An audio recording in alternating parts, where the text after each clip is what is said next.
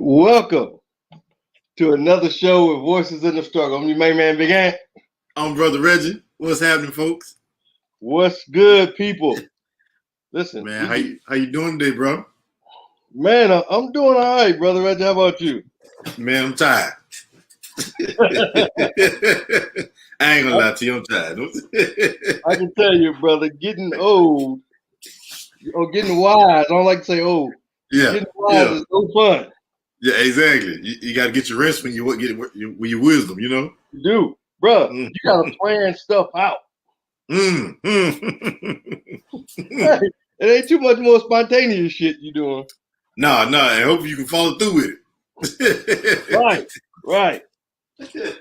Leroy Harris from Hinesville, what's going on? Mike Kelly, what's up, brother? So what's going on? Yeah.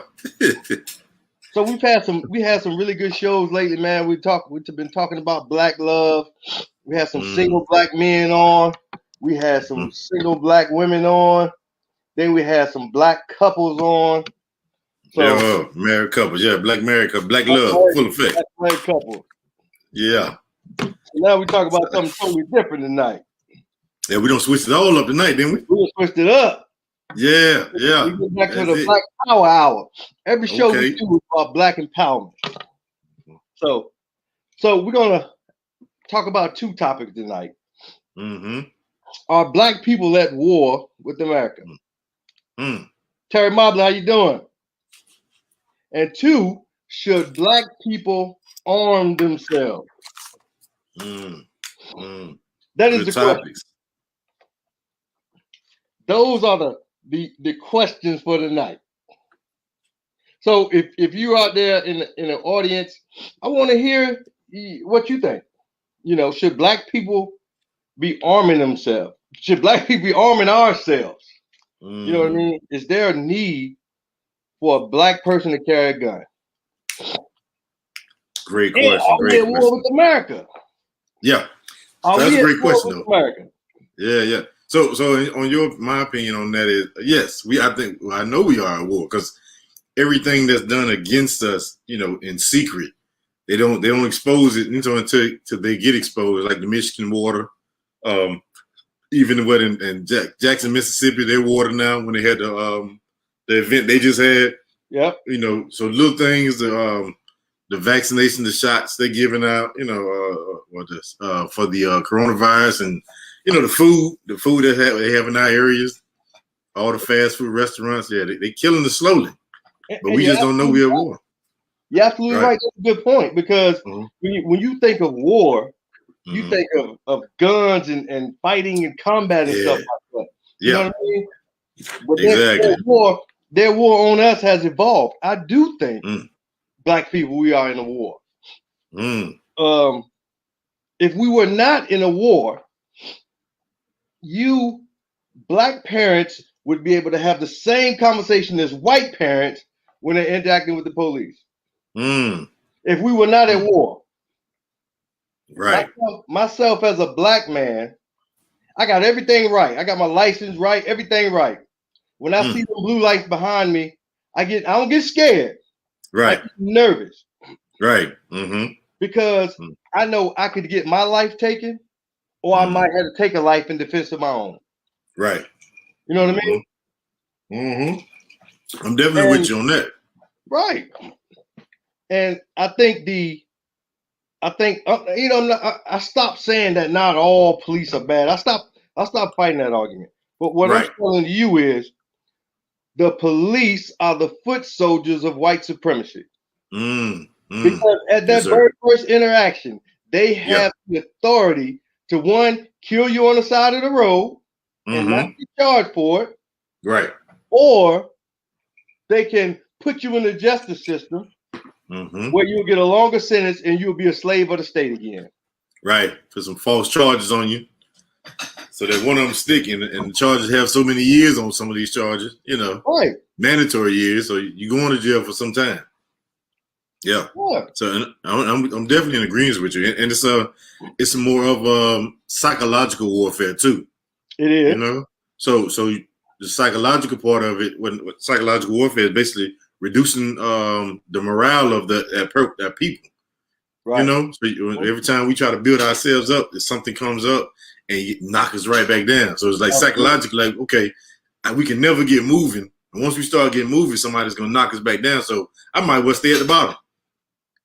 Ain't no use riders to the top, because as soon as I get to the top, they like that the game at the you go to the arcade that the kids play, you hit the little hammer when the head pop up. Right.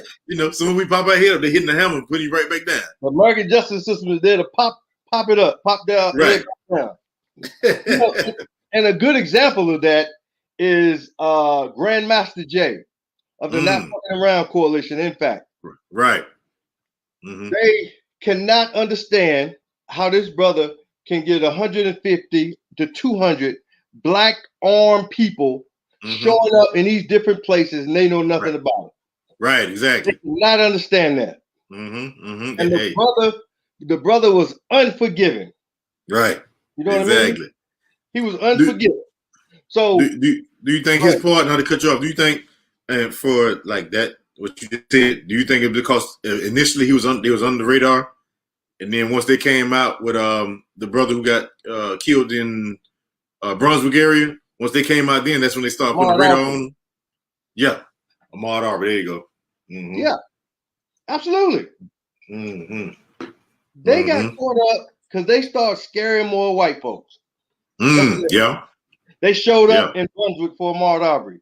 They showed up in Stone Mountain. They showed up for Breonna Taylor. Right. They issued a warning to that coon ass DA down there.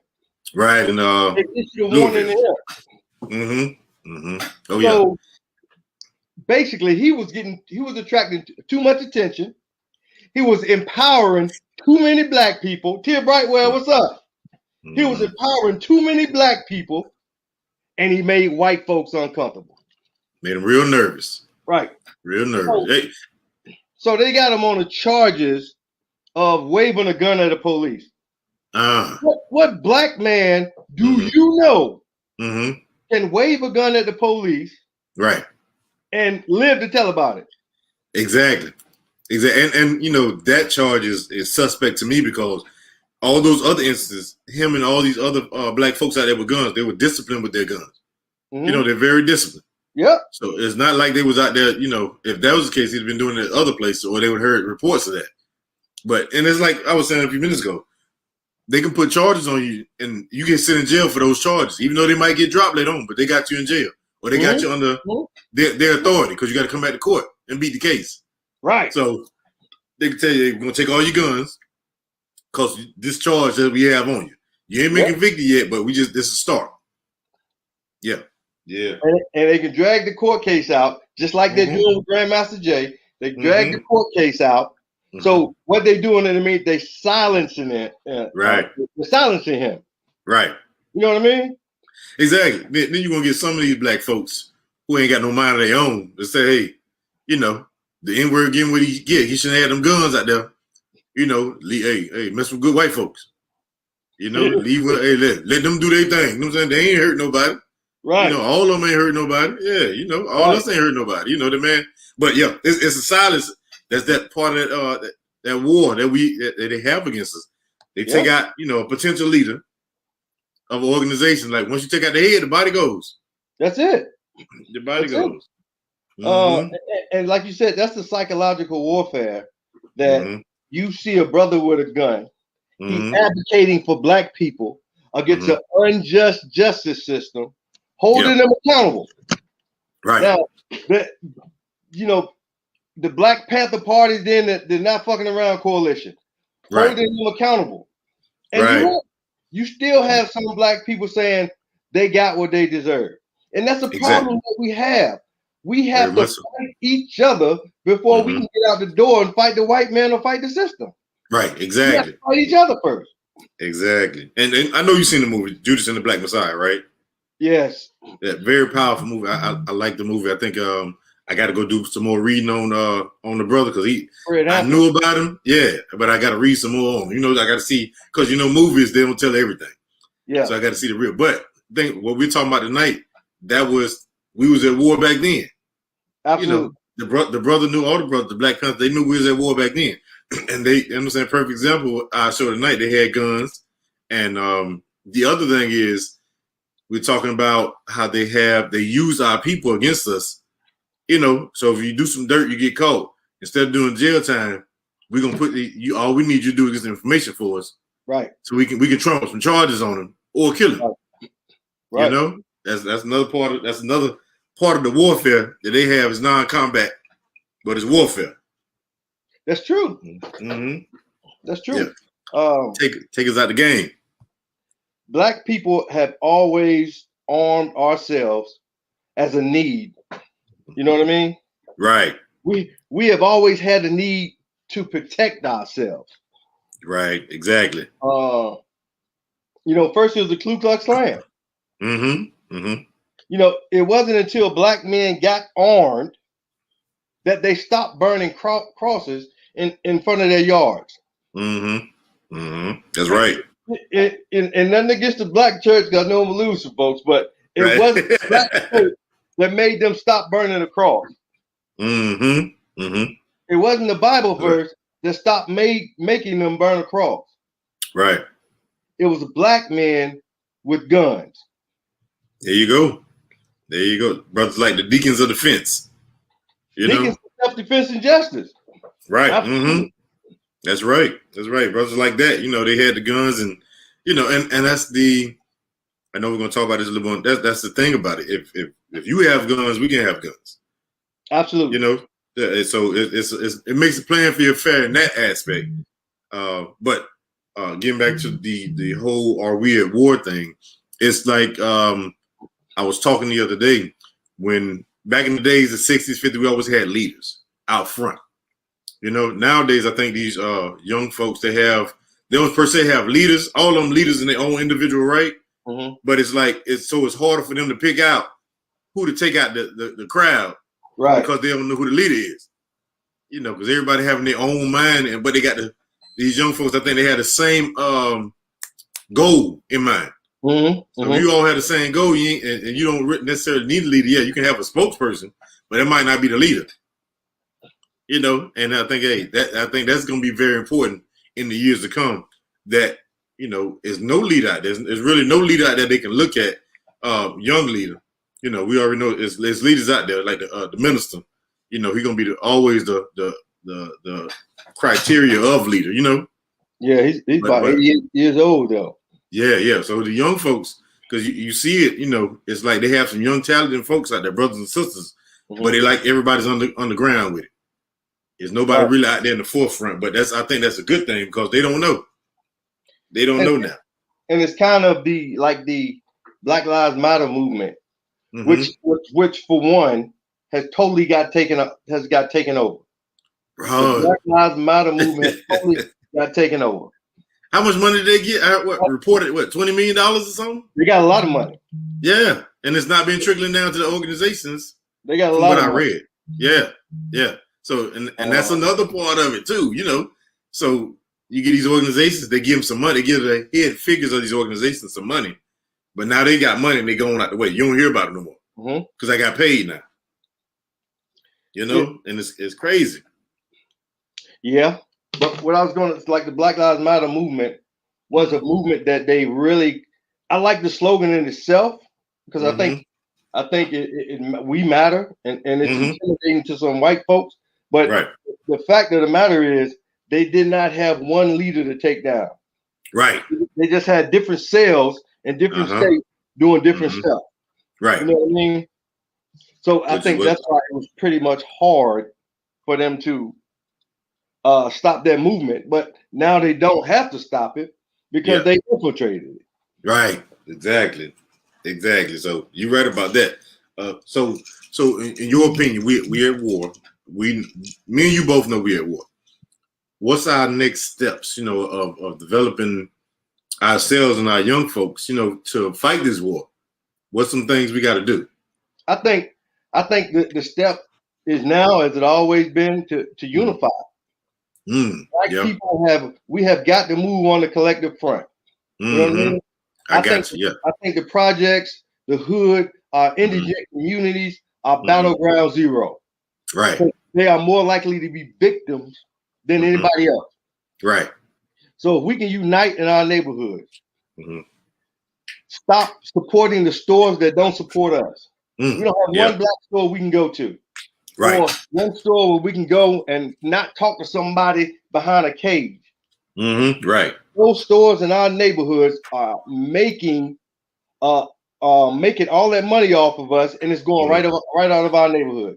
They're not putting anything back in our community. There you go.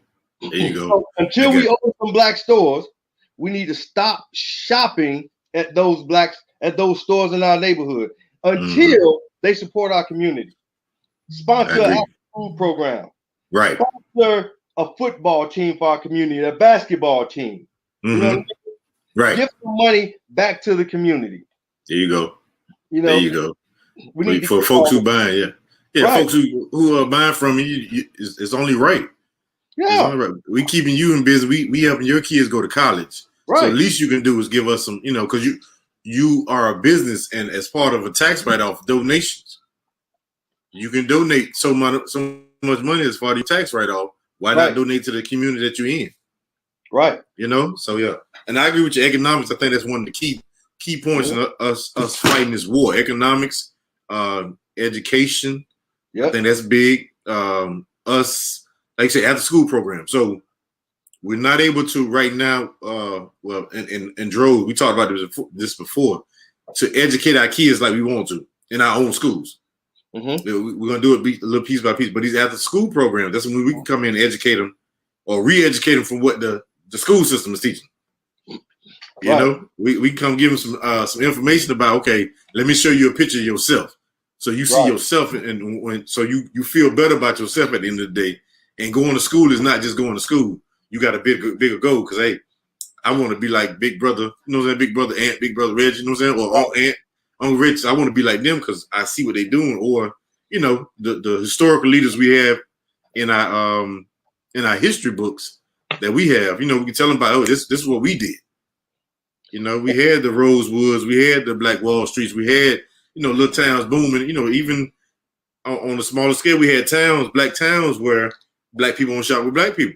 Absolutely. In the 60s. So we can show them that, hey, look, we got these stores, you only gonna shop with us.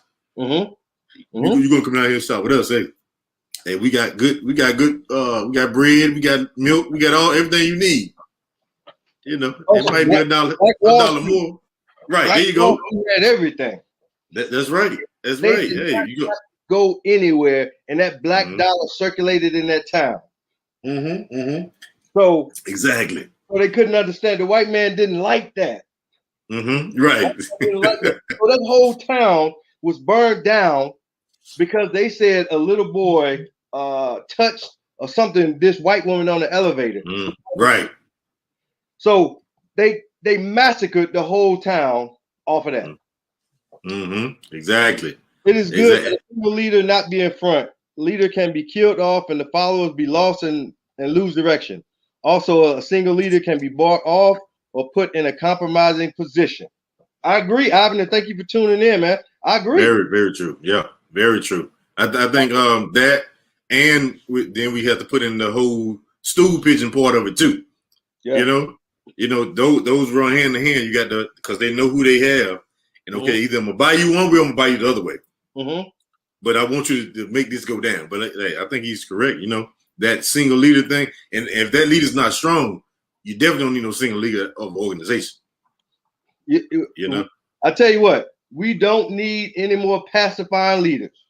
Mm-hmm, we don't need any more leaders who tell you to wait. Our time is coming. Right. When is our time coming? Right, exactly. My grandparents said that. You know, my great grandparents said that. My parents probably said that. Yeah. Well, when is our time coming? Let me ask you this, Big Ant. You know what I'm saying? So, like, even in the movie Judas and the Black Messiah. I hated that.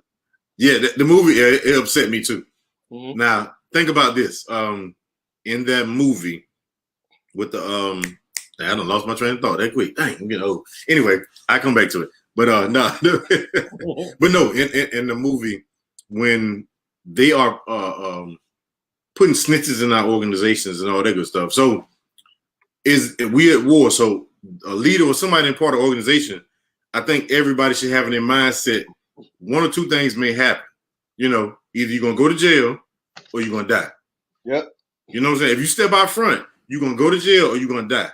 If you don't have that in your mindset that it might happen, so if they come off of you, they're gonna give you 10 years and you know you ain't do nothing, but you got to take that 10 years, or you're gonna, you know what I'm saying, you're gonna put that time on somebody else, or just do the organization so bad that they fold.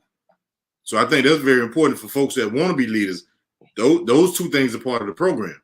Yeah, I think we got to have a chain of succession. You know what I mean? About 5 or 6 deep. Right. This is our mission. This is our vision. This is our goals. You know, if one get knocked down, the other one pick it up and keep going, and that's how we keep organizations and keep grooming folks. Yeah, I have like a council. Huh? Like a council. You know what I'm saying? I have a council of folks. Yeah, like a war council. Yeah, you know what I'm saying? A council of folks that vote on things, make decisions. Not just one person. It's the council, and like you say, we have a figure person that's gonna go out there and talk. But we have a council that makes these decisions, along with the what we taking from the folks that's in the organization. You know, the opinions or the ideas they have, because we got some bright brothers and sisters out there that know some things, but everybody might not want to be up front. That's what I think on that. But yeah. Let me tell you why I didn't like the movie Judas and the Messiah. Talk to me, man. The movie focused more on a snitch. Right. Than all of that was a great opportunity to capture all of the good that the Black Panther Party did. I thought about that too. Judas and the Black Messiah, yeah. Mm-hmm. They concentrated more on a compromising Negro that they had their thumb on his back. That's the truth. And he was the first Judas. It didn't say the Black Messiah and Judas. It said Judas and the Black Messiah. Right. So yeah. They threw Fred Hampton in there a little bit, you know, for the revolutionary part of the movie to bait us in. Mm-hmm. But it was more about a snitch. Ivan Cohen, in my personal opinion, and it's just my opinion, Ivan, it was more about the Judas. It was more about the Judas who infiltrated the Black Panther Party. Right. Than all of the good the Black Panther Party did. Right. Exactly. I think that was really a missed opportunity. It was. They showed all the Black Panther radical parts when they were promoting the movie. The shooting and all that good stuff, yeah. Right. Many leaders are saying to be quiet, get along, be of good courage, and wait on the Lord. Timing is everything. Yeah. That's a good point, Dr. Hall. You have some Negroes that keep telling you to wait on the Lord. We've been waiting on the Lord forever. Jesus, take the wheel. You know what I mean? Hey, go ahead. I'm sorry. Go ahead. No, you can wait on a word from the Lord to fight. To fight, you do it. But Jesus was coming back. Why he didn't come back for 300 years in slavery? Why he didn't come back with Jim Crow? You know what I mean? So when is Jesus coming back? Right. We got to stop waiting on that. See, but right. Lord, I hate to talk about this again, but that is the problem with the black church. Not all black churches. And I'm probably not talking about your pastor if you listen to me, but yeah. But the black church is pacifying Negroes to make them smiling and singing and forgiving. And they are no good to the black community. Well, it's that whole you get your heaven when you die thing, you know, instead of getting your heaven now. Bro, you know, if I got to wait to die, it's right here and now. Right here and now. Your heaven and your hell is right here and now. That's right. Nobody came from heaven to tell you what it's like. Nobody gave you no report. Hell to tell you how hot it was down there. Your heaven and your hell is what you make it right now. Yeah, that's it. That's That's very true. Not all black churches. Not all black churches. Majority. The majority. I do know that if it wasn't for some black churches, some cats would be true killers. So I do know, and I'm not talking about all black churches. I think it's the majority of because you know the church is supposed to teach you the better yourself, you know, and also at the same time, if you're gonna teach the book, you got to teach the book because Jesus was a revolutionary. Jesus was in the streets. You know what I'm saying? So you thinking Jesus in the white robe because you see the white picture of Jesus, but you thinking Jesus in that white robe? No, Jesus in the streets, talking to the brothers and sisters, you know, rapping to them, you know, hey, chopping it up with them, you know, all that good stuff. That's what you think when you think Jesus. Hey, Jesus out here in His word. Hey, what's up, little young man? Come in, I'm gonna holler at you. You know, hey, let me tell you something. Let me teach you something. Watch you pull your pants up. Because what I put on you gonna be so heavy. You gonna think about that at night, like, man, I need to do better. That's true. Because Jesus done told me some things. You know what I'm saying? Hey, I feel it, and I think that's the problem too. A lot of black people they don't. How many black people that you know? I never talked to too many, but picture a black Jesus in their head. Actually, when because you know a lot of people pray to Jesus, but when you pray to him, are you praying? You have a black picture in your head of Jesus. You know, right? You know, so you can't imagine Jesus being on the street corner in the hood teaching somebody, right? Or preaching to somebody. You can't imagine that. You know, so even though, I think that'd be the problem too, because you can't. Because when Jesus come back, he's gonna be black, right? Everybody that read the Bible know he's gonna be black. So you can't, if you don't see a black man and you see a black man when they preaching and teaching, that might be Jesus, you know?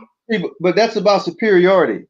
Because if I teach you that Jesus looked like you, right? If I teach you that you are really a king, you were created behind the highest, and you're not a nigga, then I can't rule you.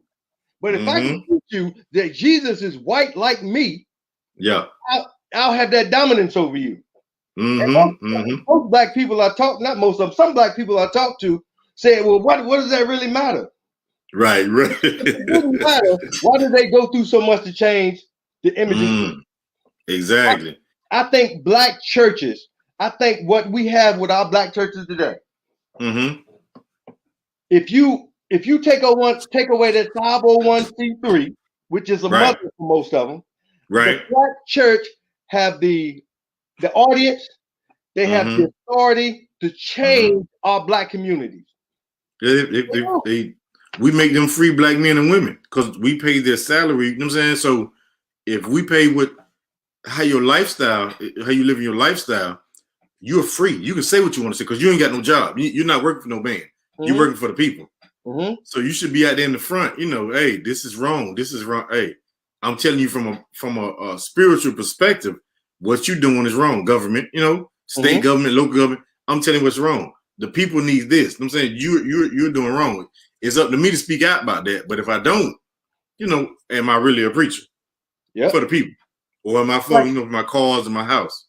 Like the Preachers Alliance here in Savannah, when the shooting was going on, they didn't meet in a park. I mean, they didn't meet in the community. They met at a park in a safe area. They didn't go to the black community or where all the shootings take place. They met in a park in a safe area, did a little press conference, took a little picture for social media, and said, "Hey, we're here to help. Right. And outside of that social media moment, we haven't heard nothing else from the I don't even know if the name is right, from the Preacher Alliance here. Right. And like I said earlier, when you step into something like that, bro, it's like you gotta be willing to die or go to jail. Because everybody got skeletons in their closet. So we all do stuff wrong. Because ain't nobody perfect. So just like MLK, when they find out about his infidelity to his wife, JFK said, "Hey, kill yourself," and we won't tell nobody what you did, So a man like that had to stand on, his square, like, man, look here, you do whatever you're gonna do to me. But my people come first. You know what I'm saying? I know I'm here for a limited amount of time, but you know what I'm saying? He was 39 years old, and how great his legacy lives on to the day. Yep. You know what I'm saying? So we have to look at it like we're not guaranteed that this body and this flesh is not ours alone, So we ain't guaranteed to be here for 100 years, 90 years, all that good stuff. So we have to know when we step in this, when we do certain things, we got to know, hey, certain things coming with this. Yeah. Because they don't want the last shall be first and the first shall be last. They don't want us to be first. They don't. Yeah. They want to hold on, just like, hey, hold on. Or right saying, no, a big hand is not reaching out because he gave authority to you. I agree with you. Many of us have to realize that we have that authority in us and be an authority figure. Yeah, because when you know better, you got to do better. when you know better, you got to do better. You do better. Yeah, you got to do better. So hey, once you know, you can't sit on the couch. You can't sleep all day. You got to put some work in now. Once you know, like I told you, when me and you attended that Million Man March. Yeah. I came back, I say, I'm forever changed. Yeah. It was a beautiful thing, wasn't it? Huh? That was a beautiful thing. Yeah. That was a powerful thing. Yeah. But that changed me. That said, I gotta stop worrying about who feelings I hurt. You know what I mean? Right. So that was a changing event for me. But Dr. Tanya Howard Hall said my grandmother had that picture of Jesus on the wall during my childhood, and it's still hard to reimagine what Jesus looked like. That's true. It is. That's true. I can remember my grandma saying, I remember my grandma saying when she was in the hospital and she was going through whatever in the hospital, and she seen Jesus come to her. It was a white man. She seen Jesus come to her. And I remember that. Then once I got old and I understood that Jesus was a black man, I'm like, okay, the image in our heads is like so deep that Jesus is white, because white folks got heaven on earth. They show you they got heaven on earth. You go to the hood, you go downtown Savannah in the hood, a few blocks over, you walk into heaven in the white folks neighborhood, everything look good. Yeah. The streets are clean, you know what I'm saying? The houses look nice. It's like, it's two different worlds. So it's like in your head, when you think about it, we talk about psychological warfare, Jesus gotta be white. You know what I'm saying? People thinking he gotta be white because they got heaven right here. Right. You know what I'm saying? I don't see no black people we're not as a whole. We're doing individually. I think we're doing great, but as a together, we're not doing as good. Like you said, folks who have money should own the hood. Black people who have money should own the hood. Yeah. So we own our folks. So we in touch with our folks. So if you can't pay your taxes or something, I'm gonna buy the property. You know what I'm saying? And I'm gonna charge you a low rent or whatever because it's my property, so you can maintain. Because I know you ain't making them $8 an hour, $9 an hour. Yeah, and that's a part of that psychological warfare too. Yes. Black Empowerment Movement Association, one of the leading black organizations here, said our unity is power. Yes. Brother Roberson said, "Good evening, brother." Good evening. But that is another part of the psychological warfare that brothers that go up to a doctorate degree or whatever, they get conditioned to think that they are too good to come back and bring that knowledge and support their own people. Right. Money good. Money good. Hey, status is good, Right. The Black Church is Hallelujah Incorporated. The pastor, reverend, is the CEO, the deacon and the deaconess of board of directors, the congregation of shareholders. No pun intended, but heaven only knows what the congregation got a share of. That's true. Yes, sir. Yes, sir. They talking tonight. Talking good stuff. Black church is a business. Yeah. Yeah.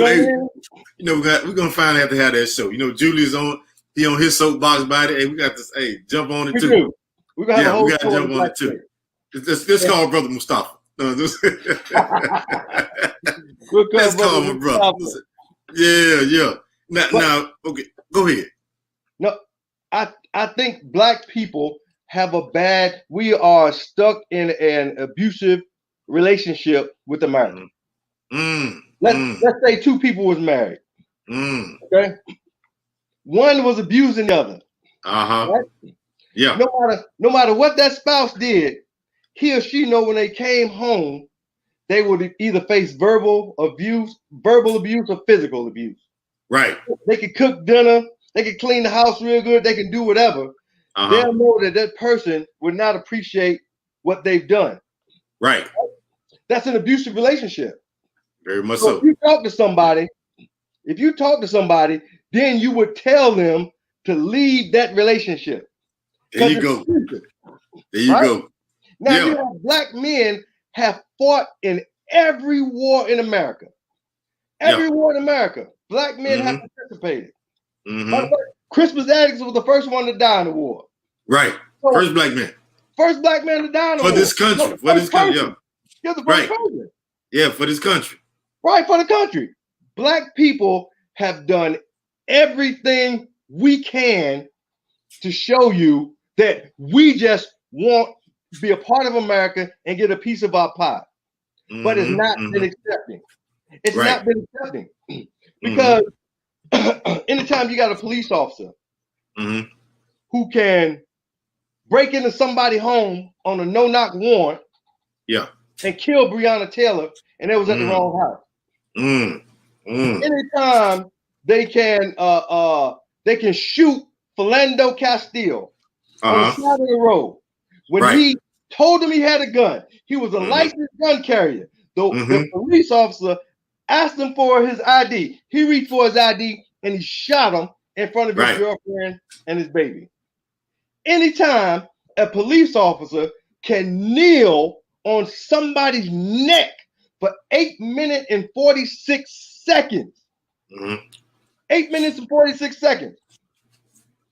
That shows you that they are acting on a mission to kill black people. And officers have been given the order to do that. Why? Because most officers do not get convicted, but the family get paid. Right. You're not convicting the officers saying, hey, it's okay to kill niggas. Right. It's okay to kill niggas. Right. We gonna pay their family. Y'all keep killing niggas, we gonna pay their family. With your tax dollars. With your tax dollars. Hey, you need your roads fixed. You need your schools to be, you know what I'm saying, infrastructure in your schools and your neighborhood. But your tax dollars is paying for a cop who killed your family member, somebody's family or somebody in your neighborhood. I think integration was, I'm going to get back to the comment, but I think integration was one of the worst things that happened to us. The worst. Because we had everything we needed. We were building Black Wall Street. Right. As soon as they tore it down, we went into the white stores. They treated us like shit. All the black stores pulled down. Right. Now they got us where they want us. Now we are consumers. You don't produce anything. Yeah. Don't produce anything, bro. Think about it. Toilet paper. We don't produce toilet paper. We don't make socks. We don't make t-shirts. We go buy t-shirts. You think about talking about brothers in the hood, they like to wear t-shirts. They go to the corner store, buy a 3-pack of t-shirts. Why we don't make them t-shirts? Right. Won't you just buy them? I'm saying we can buy them from us. We can make our own t-shirts, get some cotton, make our own t-shirts, and you buy ours. You know, if you're gonna buy something, buy it from us. Exactly. Buy it from us. Even if the price is higher and we putting back in our community, you doing something. You sponsoring that football team. You know what I'm saying? You the air conditioner. yeah. The air conditioner made us lazy, huh, dude? Yeah. Yo, man, yo. Let's get to a few of these comments. Go ahead, man. So we get to the next part of the thing. Go ahead. Yes, we should invite the pastors on our show to speak to the people. I agree. I agree. Dr. Leonard Small He's one of the great outspoken pastors. My brother Andre, I forgot his name. Richard Irvin. Mm-hmm. We have a lot of black pastors who are doing the right thing. Mm-hmm. We just have a lot that are not. They aren't. Right. Well, I think we got to support the ones that's doing the right thing. We do. Yeah. So Revelations 1:14-16 gives a pretty good description of what Jesus looked like at his return. Hairs were white like wool, eyes a flame of fire, his feet unto fine brass. Mm-hmm. Absolutely. Mm-hmm. I don't know of a pale face person that can fit that description. I don't know one. And that's a good point, Julius. When we used to sit on the front porch, when my parents and their parents used to sit on the front porch in our communities, we knew everything that was going on in our community. We knew people who wasn't supposed to be in our community. Society made us hate the old lady that sat in her window and told everybody business. Right. Society made us hate that old lady. She snitched. Because she knew what was going on in that neighborhood. And you needed her in the neighborhood. And you needed her. Yeah. Absolutely. They tell you, hey, your son did this, or so-and-so son from another street did that. Okay, that's good. We finna go talk to him. Yeah. You know, when my daddy told me I was flabbergasted, I thought he lost his mind. He told me that integration was a travesty back in the 80s. Smart man. Smart man, yeah. It was. Very much so. Very much so. Yeah. Yes, sir. Don't get me wrong. I wouldn't mind doing a show about sports or all the good stuff that's going on. But the reality is we are living behind enemy lines. And no matter what black man you talk to, we're going through the same hell on different levels, on different severities. We're all going through the same hell. Right. But we fail to find the need to unite and fight collectively. Just think of everybody in Yamacraw Village, Carver Village, Tatumville, Camp Park. If everybody in that one community voted one way, you know what I mean? That's right. They get behind that one candidate. Then some shit would change out there. Yeah. They know that that'll be a force to mess with. Right. If we don't do it this way, we'll lose 150 votes in Camp Park. You know what I mean? Yeah. We have to get to that point. Yeah, and we got to understand that we have the power to change laws. So a lot of these laws is on the book. If we vote the right way and vote for the right candidate, that's going to push the change to those laws. We can change some laws. You know, that's what we don't understand, that, hey, it's all about changing these laws, not just putting somebody in office. Hey, this is what we need you to do when you're up there. You know, enough of like minds, we can get the law changed. So, okay, we won't get, you know, these charges for this, you know, cocaine and all this good stuff, whatever they're charging us for. We can change these laws. That's true. Yeah. That's true. And in reference to gun violence and gun ownership, you know, as black people, we have to fight a two-sided front. Because we have to work to stop the gun violence in our communities. We also have to work to safely and responsibly arm black people. So we're fighting a two-sided fight there. Right. You know? We are fighting ourselves. So the question, like you said, the question is, hey, are you saying we should arm ourselves? Black people should arm ourselves. That's what you're saying? I'm saying we should arm ourselves safely and legally. That's what I'm saying. Because most of the time I'm out, I open carry. I carry a gun on the side of my hip. Everybody can see it. And I do that to change the sight picture of and getting them used to seeing black people with guns. Because if you see a white family with a gun, you would think they were patriotic. They were patriots. Right. But you see a black family with a gun, you would think they were thugs. You know what I mean?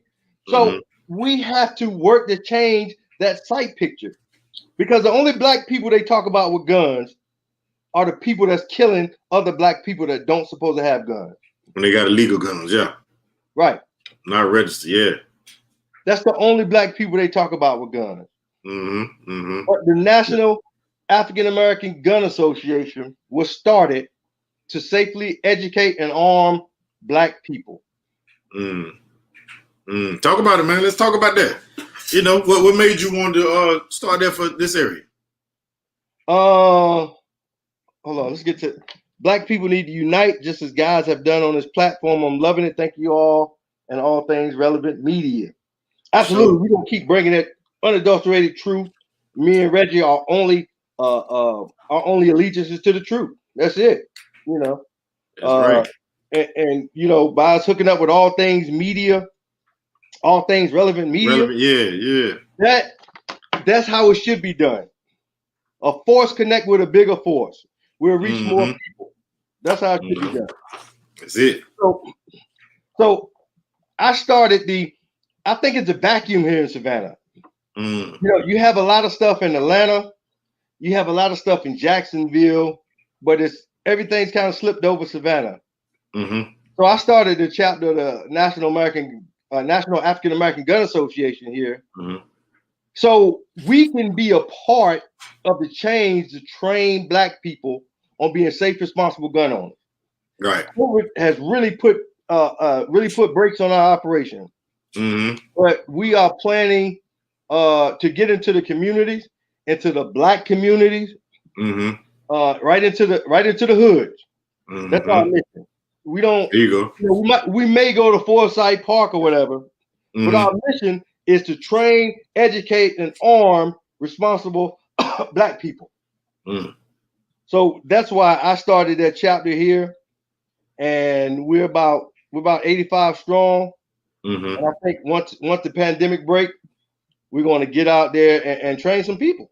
That's what it's about. Yeah, I think it's very important that black folks know how to use the gun properly. Like I say, we get put on the news for the senseless killings we have in our neighborhood. And most of these folks that's doing this, the guns are illegally owned, and they're just shooting. They don't know how to properly shoot. They shouldn't be shooting. We shouldn't be shooting at ourselves anyway. You know, you're supposed to be protecting your home, protecting your family. You know, and it shouldn't be over a dispute you had with somebody. I want to kill this N-word just because I'm upset with you. I disagree with you. You know what I'm saying? But like I say, it's proper. It's the proper use of those guns, which I have a problem with. You know what I'm saying? Right, but that's part of our failure to unite. Because if I look at you like my brother, I know you're going through the same hell as I'm going through, and I know that I love you. Not that I don't know anything else about you. I just love you because you're a black person. It'll make it harder for me to kill you. Right. We would have a conversation before we get into anything. Yeah. Hold on. I said integration amount to annihilation. Who is to say that Pookie and Ray Ray aren't getting their guns from Brubba and Jethro, who are so happy to sell what they got from gun shows? That's very true. Oh yeah. Yeah. We don't make no guns. Yeah, I've heard rumors where there have been guns, crates of guns dropped off in the hood here in Savannah. I'm quite sure. I haven't got anybody to substantiate that, but I've heard that rumor for more than one person. I'm quite sure. And just like they did the crack in the 80s?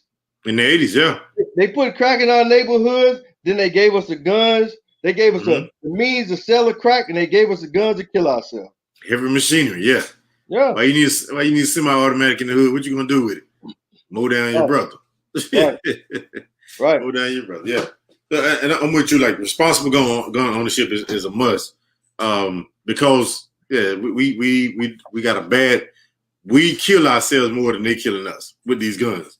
You know, folks are not doing these, and even this, I think you got to understand people's mindset. Everybody's not mentally stable to. If I have an argument with you, my wife or my girlfriend or my brother, why do the first thing come to my mind? Let me go get this gun and shoot. Right. You know, we talking about psychological warfare earlier, the propaganda. So on TV, it shows us killing each other. So you think, well, on the videos, on the music videos or the songs, let me smoke this cat, let me kill this cat, you know, my ops, all this good stuff. Like a video game, let me kill him. Yeah. You know, so it's in your mind, let me kill this joker.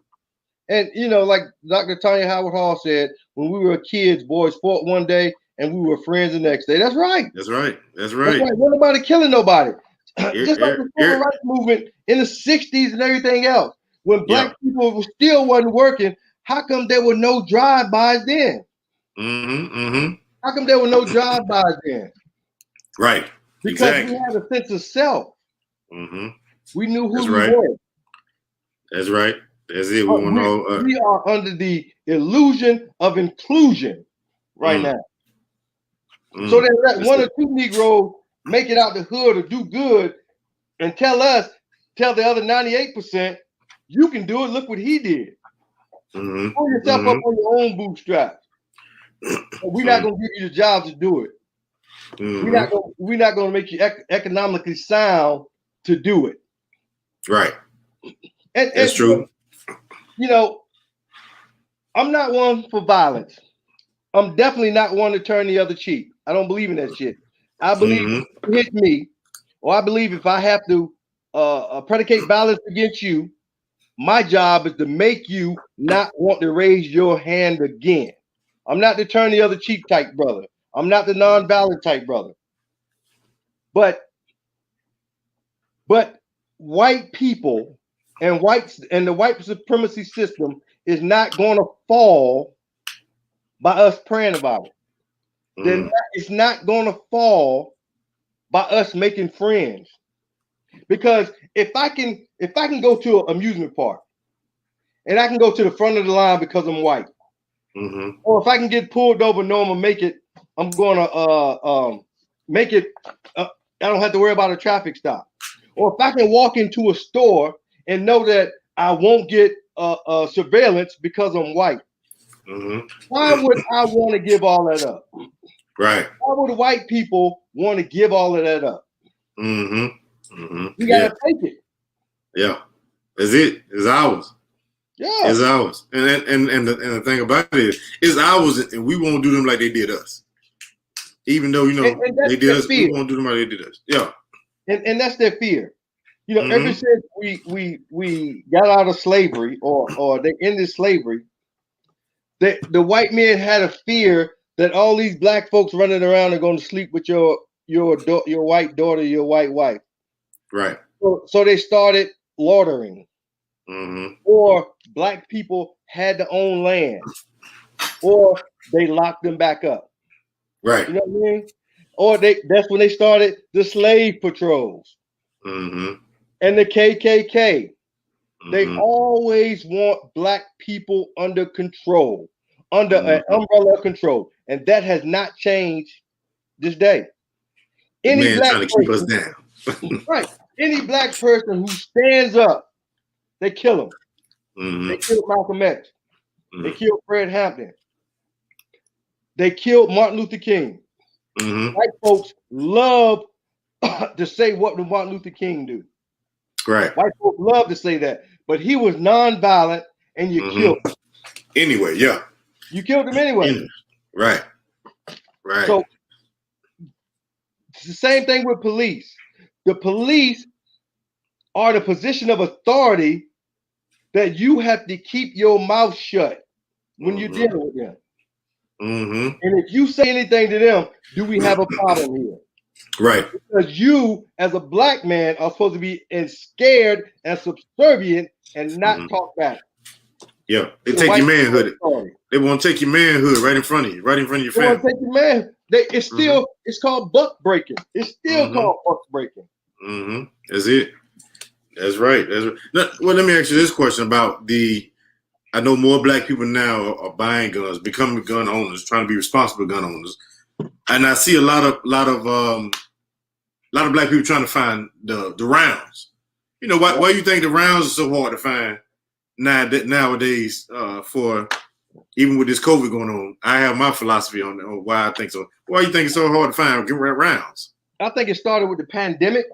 You know, people were scared of the pandemic and the shortage of everything. Then your president, my dog, Donald Trump, 4-5. He empowered and he emboldened white supremacists. So once again, black people bought weapons not out of fear, but for protection. So now everybody's interested in owning a gun. Right. So when you buy a gun, you have to get ammo. So the ammo shortage everywhere. You are paying almost 3 times the price for ammo when you can find it. That's why the National African American Gun Association has grown over 140% since the pandemic. Gotcha. Because black people are arming ourselves. Just like it was then with the Deacon of Defense, just like it was with the Black Panther Party. We have a need to arm ourselves. But I say let's do it responsibly. Well, yes, that's a must. That is a must. Let me see. Let's see what comments we got here. Dr. Hall said when we were kids, boys fought one day and we were friends the next day. Now they're gunfighting opposed to putting up the dukes. Yeah. Nobody want to wear a behind whooping, a butt whooping. You know, it was cool to wear a butt whooping. Okay, you got me today, I might get you tomorrow. Right. But we're gonna live like Pops and Friday said, we live to fight. We live for another day, though. Very true. We live for another day. The Black Empowerment Movement Association said 74 million of them united. We better wake up. Yeah, that's right. We got to unite. We got to do better. You know. And I think just like when they stormed the Capitol, that was white unification right there. That was white unification, and it was coerced from the inside. If it would have been black people that gathered outside that Capitol, we already know people would have been shot. Matter of fact, it was a black woman who was going through a psychotic episode, drove to the barrier, hit the barrier with her kids in the car, and she was murdered inside her car. Yeah. Murdered inside her car. So you mean to tell me, how did people get inside the Capitol? The Capitol Police were letting them in. Right. Exactly. Maybe ammo hard to find because they might be coated with COVID-19. I put nothing past the mad scientists. You never know. You never know. I never thought of that. If you buy ammo, they look at your address, such as redlining. They look at your address and see you live in a predominantly black area. They could coat your ammo with COVID-19. You take the vaccine? Who, me? Yeah. No, not me. Not me, bro. It's like, well, you know, you talk to folks and like, okay, they said it won't cure the condition.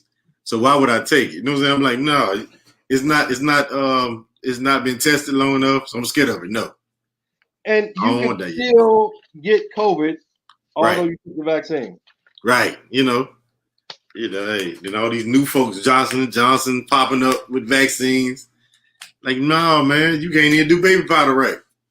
They just got out of a baby powder lawsuit. Right, exactly. Now you making vaccine? Right. You know what I'm saying? No. I don't understand. No, me neither. But now I don't plan on taking it, you know, so I'm going to let them have it. Man, that hour went quick. Bro, you tell him, man. So listen, next show, I can't promise you, or, you know, we can't promise. We're going to try and talk about the black church and the black pastors.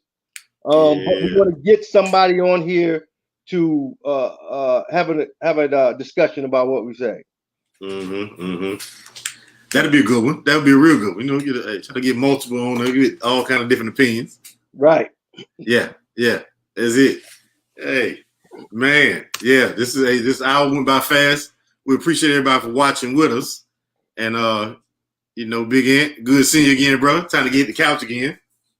Yes, sir. Yes, sir. Now I know Julius Hall won't take it. Come on, y'all. That's it. Yeah, that's it, man. So, hey, to the next one, y'all be safe out there.